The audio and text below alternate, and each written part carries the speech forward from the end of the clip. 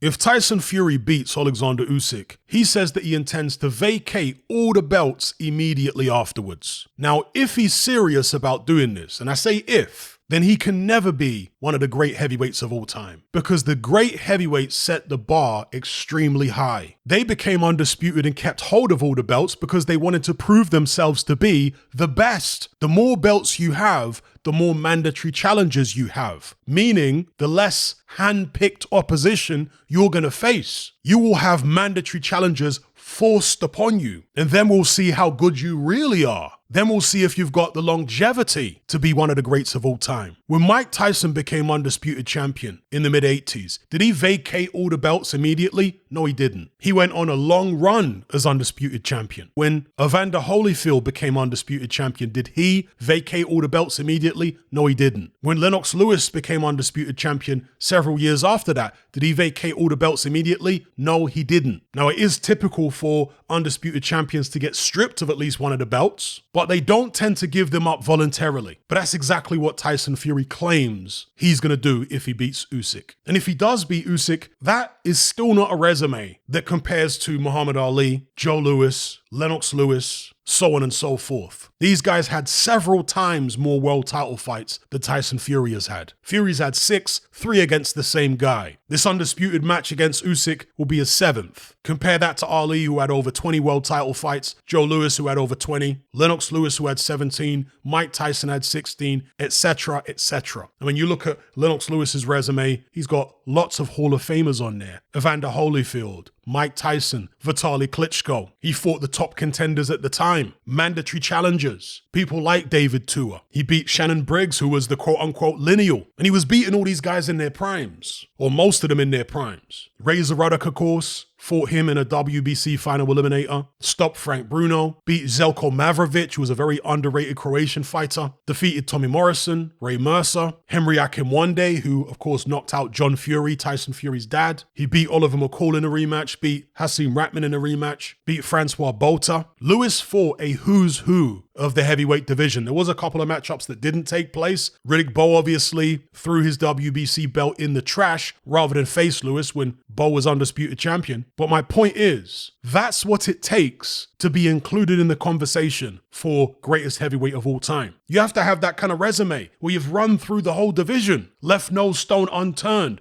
Muhammad Ali even more so. He's the ultimate example of a guy who just fought everybody there was to fight. If you're not willing to go to that extreme, and it is an extreme because this is a very dangerous sport and we know how Muhammad Ali ended up. But if you're not willing to go to that extreme, then you can't be considered for that position as greatest of all time based on resume. Because again, anybody can say, well, I think he would have beaten so-and-so in a fantasy matchup. Great. That's your opinion. That's all conjecture. When it comes to measuring the greatness of a fighter, it has to be primarily based on resume. Not completely, but primarily. And Tyson Fury's resume just doesn't stack up, even if he beats Usyk. It doesn't yet stack up. He would need to go on beyond a victory over Usyk and clean out the division, take on all these top contenders in order to be considered, let's say, top 5. That's what he'd need to do. As a boxing fan, I'd love to see him try and do it because I like to see records broken. I like to see people go into uncharted territory and try and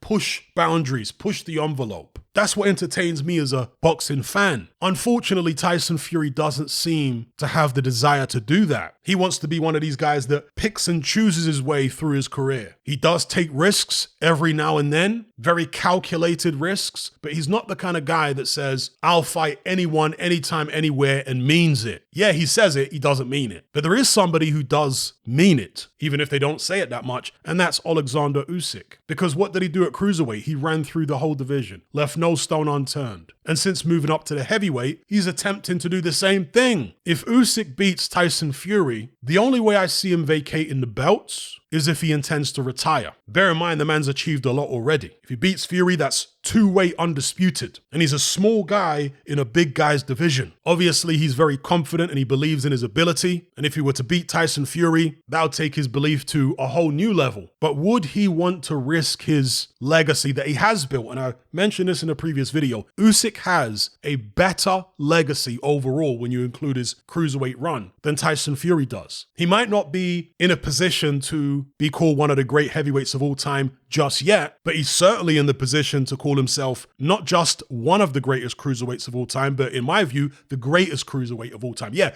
better than Holyfield, based on his resume. So the point I'm making is you could see why Usyk would want to walk away. Even a guy like him who cares so much about his place in boxing history. You could see why he might want to walk away because his achievements are very, very considerable at this point. He's 36, going on 37. In fact, is he 37 already? I haven't checked his date of birth recently. With Tyson Fury, if he were to beat Usyk and vacate all the belts, if he retired, let's say for good after that, I couldn't blame him. He doesn't have the amount of career achievements overall that Usyk has, but he's surely got a lot of wear and tear on his body. I suspect, though, that Tyson Fury wouldn't retire if he beat Usyk. I suspect he may, as he says, vacate all the belts, but then carry on Mayweather style and pick and choose his way through the remainder of his career. I suspect that's what he would do. I don't see Oleksandr Usyk doing something like that. Could be wrong, but I'm just basing it off his previous behavior. Usyk has more of a traditional boxer's mentality where he wants to tick all the boxes. He doesn't want to try and kid his way through a career by picking and choosing fights. When he got hold of those belts off Anthony Joshua, there was no vacating them to pick and choose his way through. He could have done that. He could have said, I don't need the belts. Give me Fury. I'm not going to face any mandatories. But he didn't do that, did he? He stepped up and faced his mandatories, even knowing what was at stake. If he'd lost to Daniel Dubois, Fury fight is potentially gone. But he did it anyway. If Usyk beats Fury and continues on, I would expect him to get beat by somebody before too long. But if he proved me wrong, and let's say went on a run of maybe 5 title defenses after beating Fury and knocked off, let's say, Wilder, Hrgovic, Zhang, Makhmudov, and Bacoli, just to pick 5 names at random. If he knocked off those guys and then retired at the top, undisputed or let's say unified because maybe 1 or 2 of the belts got stripped, then yeah, you'd have to put him in the conversation for